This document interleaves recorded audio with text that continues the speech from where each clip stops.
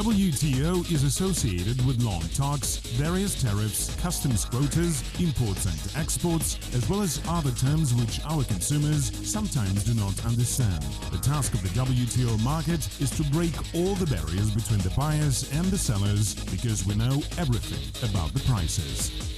Over the last 25 years, the use of paper and cardboard all over the world is growing by 3 to 5% per year. Notably, the consumption of paper per capita is considered one of the most important indicators of social development. In the United States, it reaches 300 kilograms per person, in Europe up to 75 kilograms, in Russia about 50 kilograms, and in Kazakhstan approximately 25 kilograms. Watch in the upcoming 10 minutes why people of Kazakhstan will never see Chinese paper in shops. How does the collection of waste paper help to preserve forests and save money?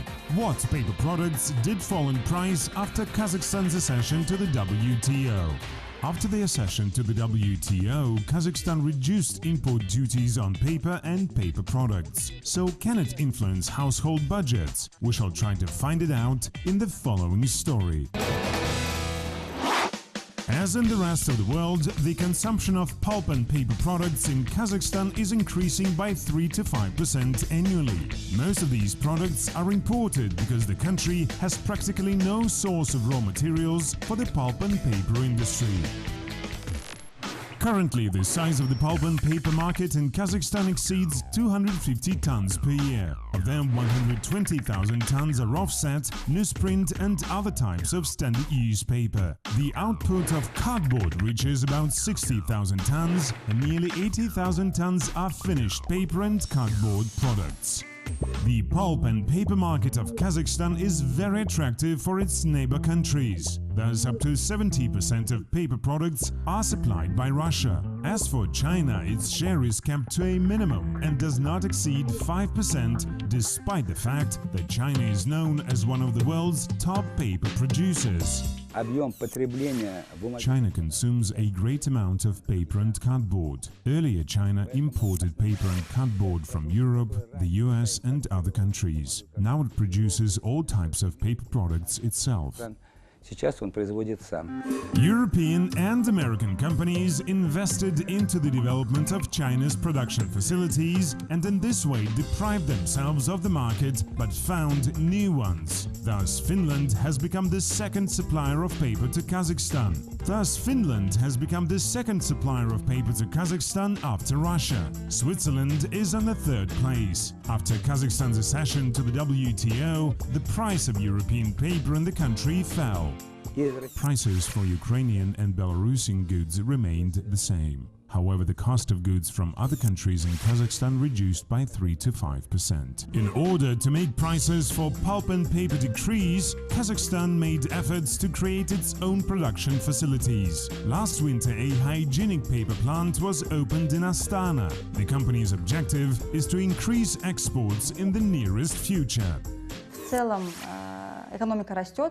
In general, the economy continues to develop and orders of our customers are also increasing. All the manufacturers of frozen food products, milk, butter, beverages and alcoholic drinks are our customers. Their sales are increasing, so we have more orders from them. Therefore, we increase our output on average by 10% annually.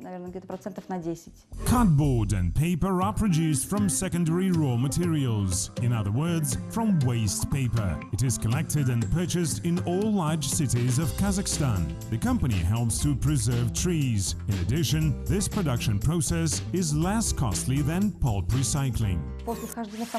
After joining the customs union, it has become very difficult to dictate prices because everybody knows that Russia is one of the world's major producers of paper products and corrugated packaging materials. Since we are in a single economic territory, it has become difficult to set up our own prices for paper and corrugated paper. In fact, we keep to one and the same price bracket with Russia.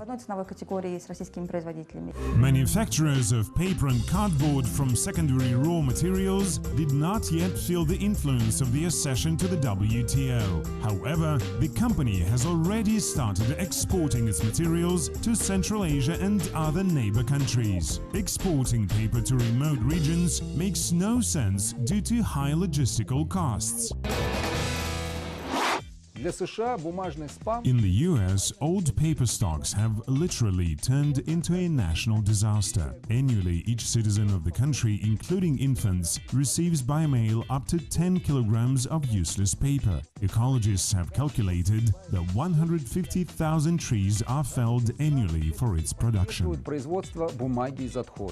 The price of raw materials, paper or cardboard, makes up about 60% of the product's final cost. Another 10% is spent on glue and other necessary chemical components. 25% of production expenses include workers' salaries, electricity and gas plus company profit. It should be taken into account that products manufactured from secondary raw materials are always cheaper due to lower costs of the production process. Firstly, the cost of raw materials is lower. Secondly, the loss of raw materials during the recycling of waste paper and production of paper makes up only about 10%. For reference, the loss of feedstock in the course of recycling reaches approximately 40%.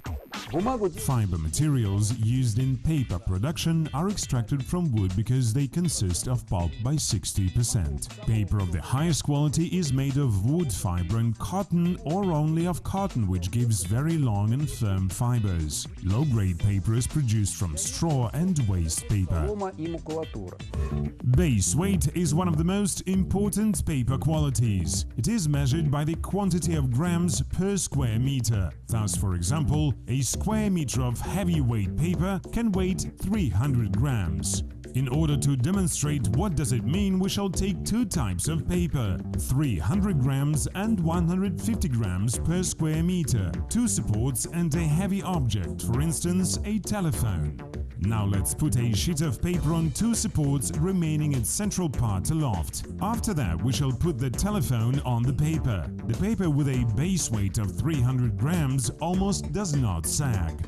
Now let's make the same thing with a paper with a base weight of 150 grams per square meter. It will sag significantly and the telephone will probably fall down. It is evident that this paper has a lower base weight.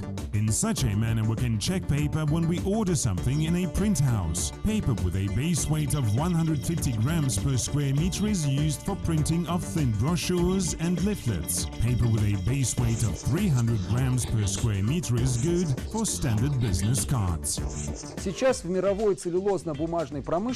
Upgrading the efficiency of enterprises has become a priority for the global pulp and paper industry. For this purpose, the European Forest Technology Platform was established. The organization is active to this day. Its main objectives are to reduce the environmental impact of the pulp and paper industry, cut energy consumption by replacing traditional mineral energy resources with renewable, and preserve eco-balance. For sustainable development, paper mills need to focus on innovative development and green economy.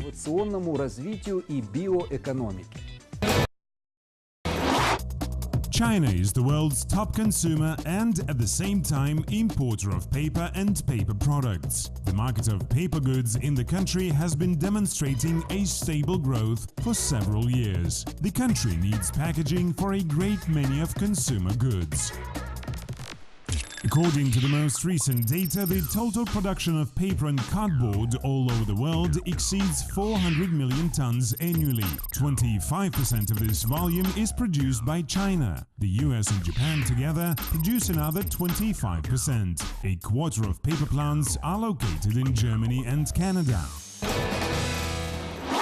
About 500,000 tons of algae grow in the waters of Venus every year. The local authorities had no idea how to fight with them until a local company set up the production of special paper, algae carta. Paper was made of algae. Notably, it was much firmer than common paper. Currently, the demand for it is very high, especially among tourists. Thus, postcards made of algae paper depicting Venetian canals are considered very popular souvenirs. I wish you economic and quality purchases.